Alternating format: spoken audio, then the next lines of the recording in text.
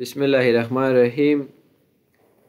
زمونږ د نن ورځې درس په ماسټرینګ افیکټ باندې ده. راځم زه پریمیر ته او له هغې څخه وروسته میډیا پینل کې ډبل کلیک کوم. فرض که زه به دغه ویډیو راواخلم او دا به میډیا پینل ته راوړم او بیا به یې ټایم لاین ته انتقال کړم تر څو ایډیټ دپاره سیکوینس جوړ شي. ګورې د ماسټرینګ افیکټ په ترو باندې موږ تاسې کولی شو چې د یو ویډیو مربوط چې کوم آډیو وي هغې کې ایډیټ وکړو. فرض که اوس ما سره دا یو ویډیو ده، زه دا یو ځل پلی کوم. تاسې وګورئ دا هماغه سبسکرایب ګرین سکرین ویډیو ده. تاسې دا یو ځل وګورئ، زه به یې پلی کوم.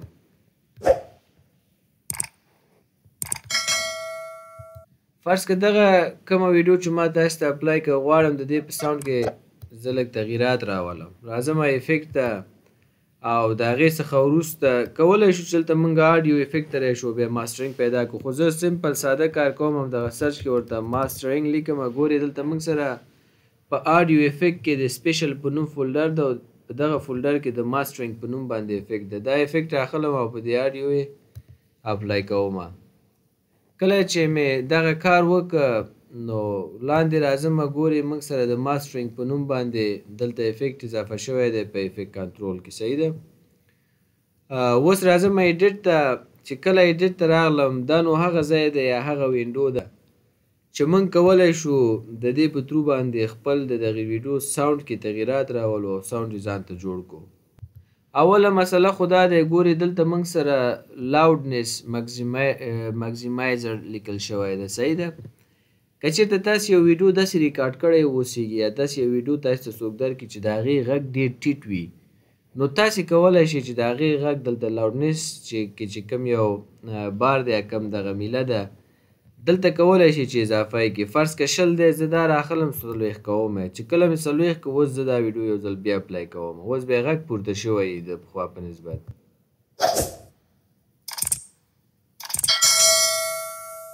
ګورئ د پخوا په نسبت د دې غږ ډېر زیات پورته شوی. فرض که زه راځم 80 کوم. اوس تاسې وګورئ زه به دا هیډ بېرته سر ته راولم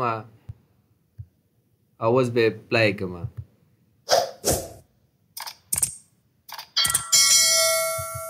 ګورئ اوس چې دی غږ یې بیخي پورته شوی ده. نو کله هم چې ویډیو غږ ټیټ وي تاسې کولی شئ چې ماسټرینګ افیکټ ته راشئ او له دې ځایه لاودنس کې ورته غږ څنګه کوئ ښکته او پورته کوئ. نو دا ستاسې فرض که زه دا غږ ورته 0 کوم، ممکن یو ویډیو کې غږ ډېر زیات جګ راغلی وي، موږ یې غواړو لږ ټیټ کړو. ګورئ ما دا 0 کې اوس وګورو څه تغییر پکې راغلی ده. زه به دا هیډ سر ته راولم، اوس به دا ویډیو پلی کړم.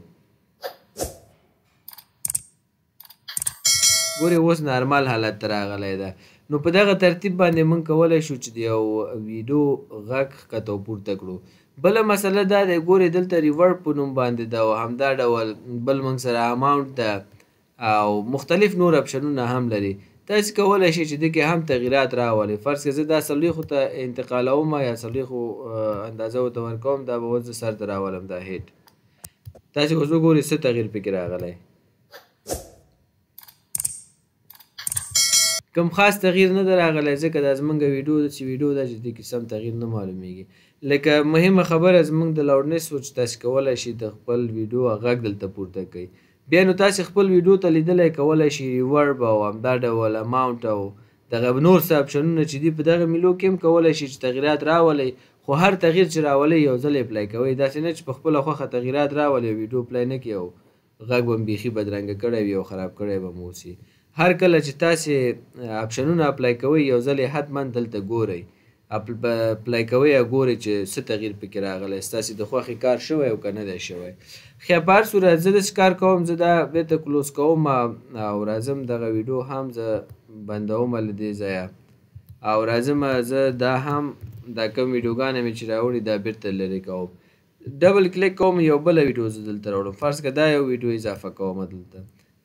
دا ویډیو مې چې اضافه کړ ټایم لاین ته به یې راوړو. کله مې چې ټایم لاین ته راوړو دا ویډیو ده چې ما مخکې ریکارډ کړی ده. په دې کې ګورئ زه دا یو ځل پلی کوم، غواړم د دې غږ پورته کړم. بسم الله الرحمن الرحیم.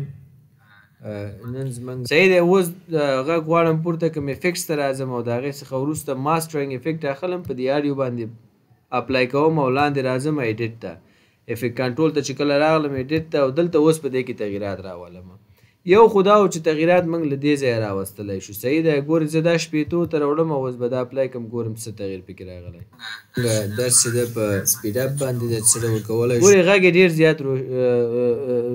زیات شوی ده ولې دغه د سپیکر غږ چې کله وځي یو رقم جال هم لري نو بنان زه دا 40 کومه اوس به اپلای کوم یوه ویډیو په یوه ویډیو کې ځینې صحنې تیزې کړو ولې دا هم صحیح نه دی 20 ته یې راولم یا هم سلو موشن یې کړو او یا هم دا چې ریورس اوس تقریبا دا ښه ده نو لکه تاسې کولی شئ د دغه اپشنونو په تغییر سره تاسې تغییرات پکې راولئ بل کار موږ تاسې له دې ځایه هم کولی شو ګورې زه دا ویډیو اپلای کوم بیا له دې ځایه د دې میلو په واسطه تغییرات راولم دا کوم لاین چې ښکاري تاسې وګورئ غږ کې څه تغییرات راځي نو په همدغه افیکټ باندې نن کار کوو زه راځم میډیا پینل ته